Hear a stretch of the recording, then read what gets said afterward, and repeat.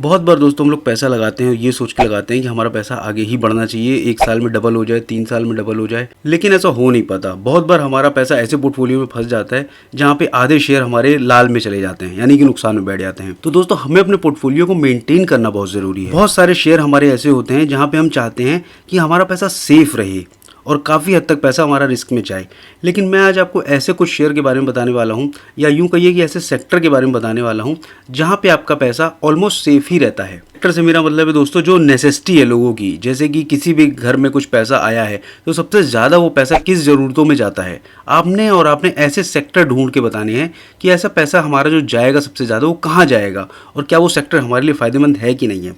तो मेरे अकॉर्डिंग जो 4 सेक्टर हैं वो मैं आपको बस एक्सप्लेन करने वाला हूं, और आपके अकॉर्डिंग अगर कोई ऐसे सेक्टर आपकी नज़र में है प्लीज़ मुझे बताना। नंबर 1 पे जो स्टॉक है दोस्तों मेरे अकॉर्डिंग वो फार्मा इंडस्ट्री होना चाहिए, क्योंकि अभी हमने देखा है कि थोड़े टाइम पहले कोरोना भी आया था, या यूं कहिए कि कोरोना नहीं भी आया था तो कोई ना कोई बीमारी ऑलमोस्ट हर घर में है और दवाइयों की ज़रूरत आपको हर हाल में होनी ही है।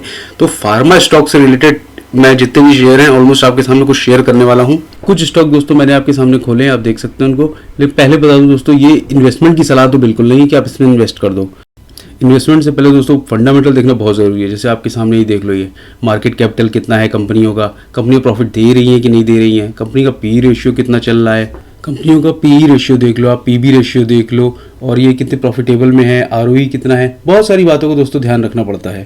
अगला जो सेक्टर दोस्तों मैं आपको बताने वाला हूँ वो है दोस्तों केमिकल इंडस्ट्री का। केमिकल इंडस्ट्री बहुत से लोगों को लगता है कि नहीं इसमें क्या ही होता होगा, लेकिन ये बहुत इंपॉर्टेंट है। केमिकल इंडस्ट्री हर चीज़ में काम आती है। जैसे मैंने आपको भी दवाइयाँ बताई हैं, इन दवाइयों को बनाने में ही बहुत सारे केमिकल लगते हैं, और ये केमिकल बहुत बड़ा एरिया है। कितने तरह के केमिकल यूज़ होते हैं ये शायद मुझे भी नॉलेज नहीं है, लेकिन ये इंडस्ट्री बहुत बड़ी है। मैं आपके सामने कुछ कंपनियां शो करने वाला हूँ। इस कंपनी को देख के आपको अंदाजा लग जाएगा कि केमिकल इंडस्ट्री इंडिया में कितना बड़ा मार्केट कैप रखती है। सबसे ज़्यादा मार्केट कैप रखने वाली ये इंडस्ट्री दोस्तों पीडीलाइट इंडस्ट्री। आपको अंदाजा हो गया होगा, फेविकॉल फेविक्विक बनाने वाली 1,57,000 करोड़ की मार्केट कैप है इसकी।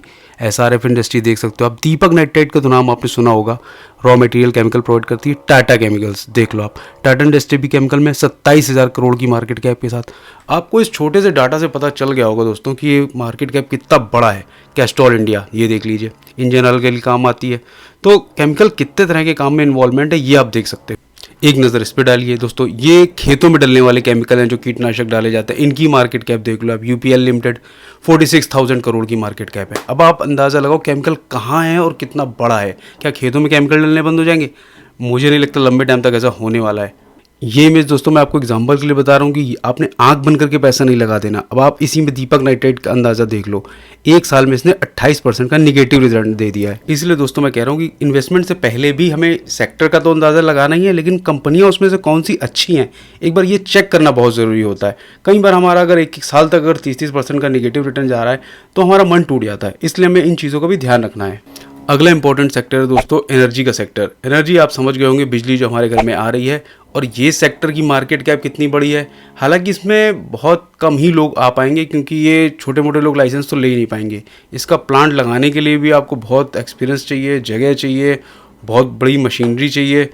तो मैं आपसे कुछ कंपनियाँ शो करता हूँ, आप इसको देखो। अब ये कुछ बड़ी बड़ी कंपनियां मैं आपको दिखा रहा हूँ दोस्तों। सबसे पहले तो एनटीपीसी आप जानते होंगे, 4 लाख करोड़ की मार्केट कैप है इसकी। अब आप शेयर प्राइस देखो 409 रुपये चल रहा है। अब प्रॉफिट भी इन्होंने देखो इस क्वार्टर में ही 12.5% का प्रॉफिट दे दिया है। अब मैं आपको और दूसरी कंपनी दिखाऊं तो ये देखो अदानी ग्रीन, अदानी पावर और टाटा पावर भी है। अब आपसे दोस्तों मैं ये नहीं कह रहा कि पावर सेक्टर से रिलेटेड ये कौन कौन सी कंपनियां कैसे पावर बना रही हैं, मतलब इसमें से हो सकता है कोई हाइड्रो पावर से बना रही हो, कोई थर्मल पावर प्लांट हो, या फिर कोई ग्रीन एनर्जी बना रही हो, कोई रिन्यूएबल एनर्जी बना रही हो। ये सब बातें मैं नहीं बता रहा, मैं आपसे बता रहा हूँ सिर्फ ये बिजलियाँ पैदा कर रही हैं। टॉरेंट पावर, अब आप ये देखो विंड एनर्जी, ये हवा से भी बिजली बना रही हैं। तो मार्केट कैप इसका भी देख लो आप, 1,45,000 करोड़ का, लेकिन डिविडेंड नहीं बांटा। खैर फिर से वही बात मैं आपको बताऊंगा दोस्तों कि हमें पैसा यूं नहीं लगा देना, जैसे कि आप देख ही रहे हो इसमें।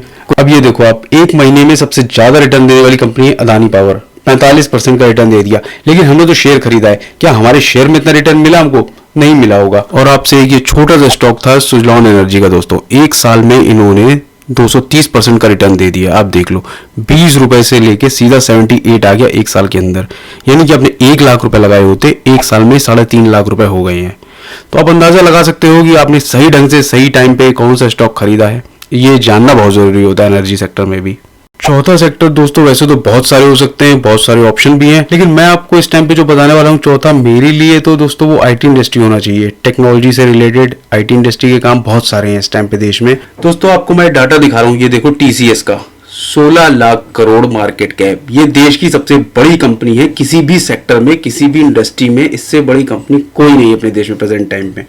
और बड़ी बात ना बोलूं दोस्तों तो आप खुद अपने आसपास अंदाजा देख के लगा सकते हो कि आपका कोई ना कोई दोस्त बाहर जो गया है कहीं ना कहीं वो आईटी कंपनी में ही इन्वॉल्व होगा। उसको या तो कंपनी ने भेजा होगा या बाहर जाके आईटी के काम में, सॉफ्टवेयर कंपनी में इन्वॉल्वमेंट होगी। तो ये बहुत बड़ी इंडस्ट्री इस टाइम पर अपने देश में बन चुकी है, आप इसको इग्नोर नहीं कर सकते।